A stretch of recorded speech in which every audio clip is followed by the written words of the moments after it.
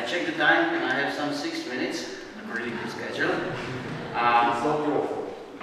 I know. I will try to give you all the information in a short time so that you can be on time and eat your lunch. I'm from Czech Republic, from Masaryk University, and I have prepared, well, let's say a brief report how it looks in the Czech Republic with the protection of environment at the constitutional level. I have to start with the constitution because our constitution is a little bit different compared to other constitutions, because we are using constitution in two senses, sensu lato and sensu stricto. Constitution sensu stricto is a real constitution according to Montesquieu with the division of powers, but it tells nothing about basic human rights or freedoms. For these purposes, we have the Charter of Fundamental Rights and Freedoms, and together with the Constitution, it creates constitutional order or constitution sensu lato. In the Constitution itself, there is just one sentence dealing with the environment, telling us that the state shall concern itself with the prudent use of its natural resources and the protection of its natural wealth. In the Charter, of course, we have a lot of rights and freedoms, including rights and freedoms connected with the environment. However, generally, it's valid for both Constitution and the Charter. The regulation at the constitutional level is pretty brief, and we have to take into account regular acts explaining how these basic rights and freedoms should be interpreted and how to deal with them in practice. And I have to also mention the crucial role of Constitutional Court. I believe historically and still we have very well-educated and really experts sitting there as judges. At the moment, 5 of them from 15 are from our law school. You can see the Constitutional Court here. It's some 15 minutes walk from the law school. It's seated in the center of the city, my city of Brno, because Brno historically is the seat of justice in Czechoslovakia, because Prague and Bratislava were fighting, and because of this, everything is in Brno. From the decisions of the Constitutional Court, I have to highlight several points. Court stated that the environment is a public good, it's a public value. Also, the environmental issues have political and scientific aspects. The right to favorable environment would not prohibit all activities having a negative impact on the environment. It is necessary always to consider both environmental protection and other, mainly business values. Respecting the level of human knowledge, situation in society, international obligations, and the results of national economy. In fact, the same was said by Rector previously.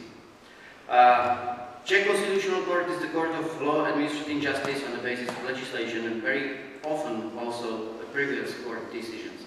I'm not really a fan of case law, to be honest, because I'm afraid that I said that there are experts at the Constitutional Court. However, I don't really believe that they are experts in environment law.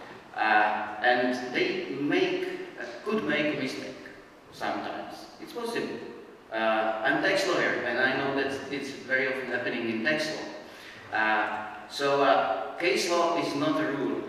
And if there is a case that was, well, let's say not perfectly discussed at the Constitutional Court and the result is not really perfect, it's the role of us, of academia, to discuss these decisions, to analyze them, to be critical, and to believe that judges will find some time to read that, and maybe in the next case they will be able to change their own.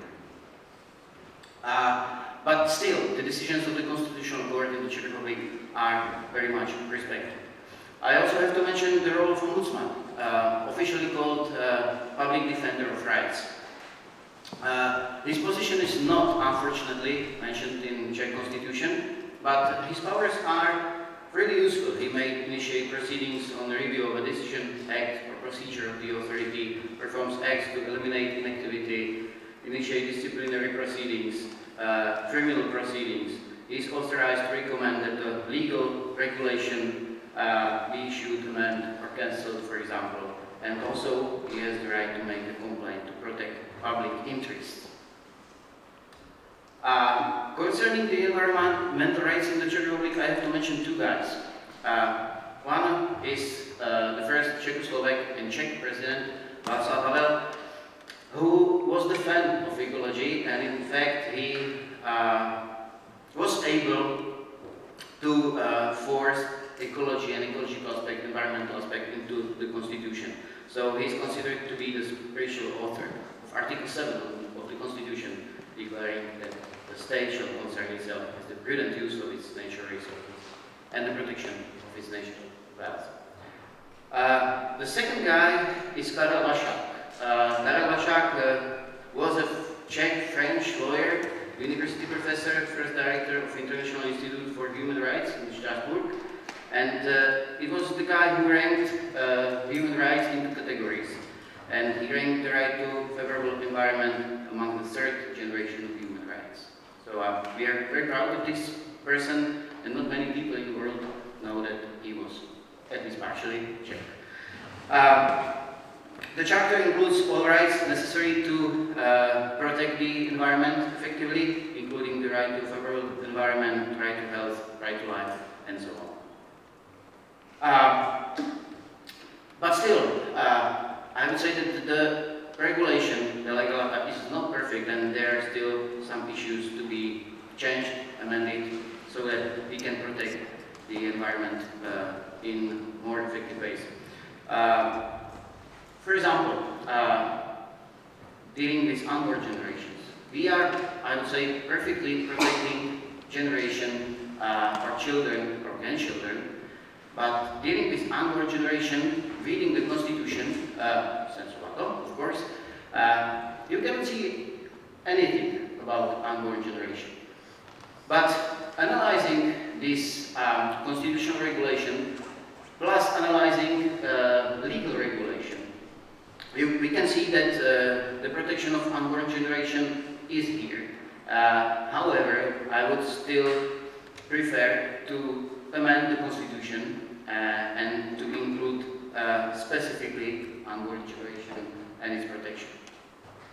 The other issue that was discussed at least twice in the parliament is the right to water, especially drinking water.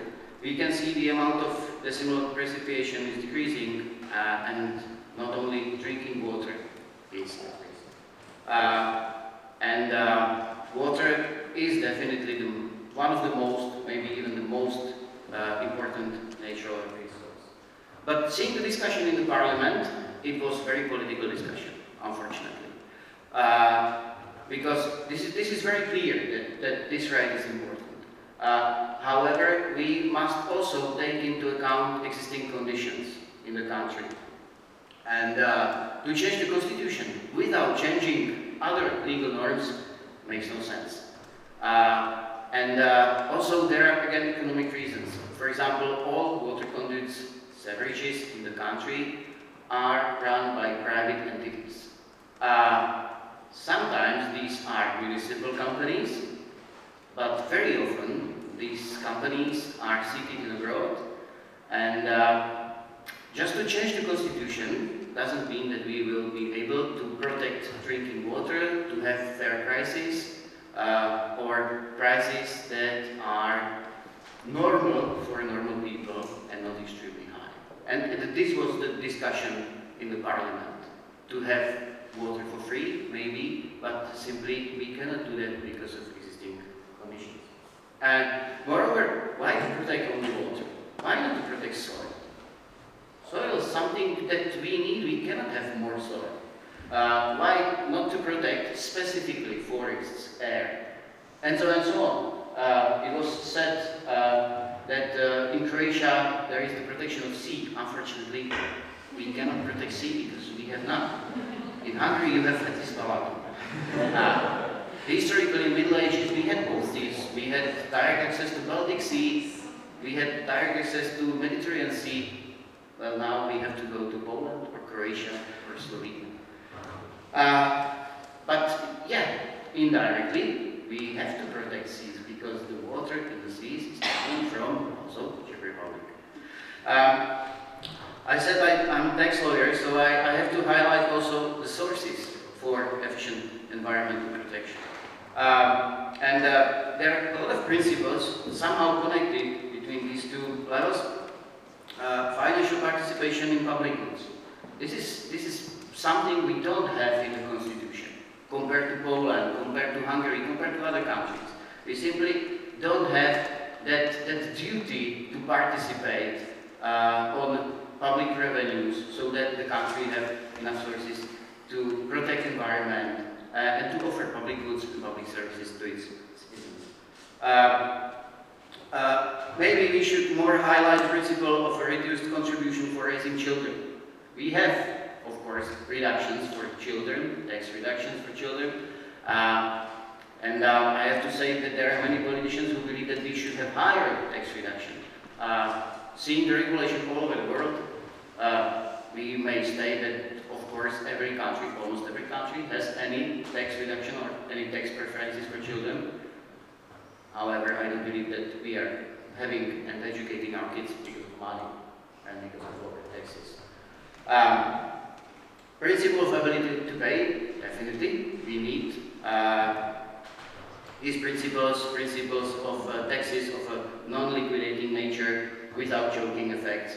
And also, we should pay according to what we throw. Pay as you throw principle in environmental taxes, environmental charges is something I really like, and I would like to suggest that to our legislature.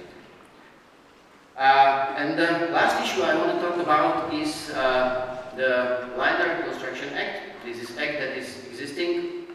It aims to speed the construction of highways, railroads, also energy infrastructure, electronic communications infrastructure, because this is pretty complicated in our country. And when you go to Brno from Vienna, for example, you can see how it looks from Vienna up to Borders Highway, then nothing. Why? Well, one of the reasons is, or might be, the protection of environment. Because we have pretty nice possibilities for those who really believe they are protecting environment.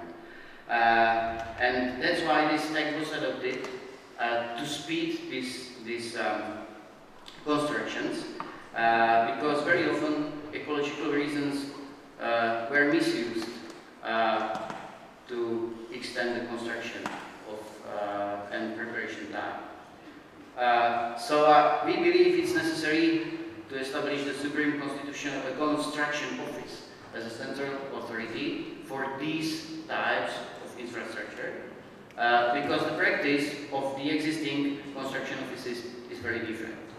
And also the aim is to limit the possibilities of these really wannabe environmental activities, to bring different appeals, remedies, actions, and it really takes not years but decades to prepare the construction. But I say wannabe environmental activities, and this is very important word, wannabe. Not real economic activists who really believe in environmental protection, because environmental protection must be always secondary. Thank you very much.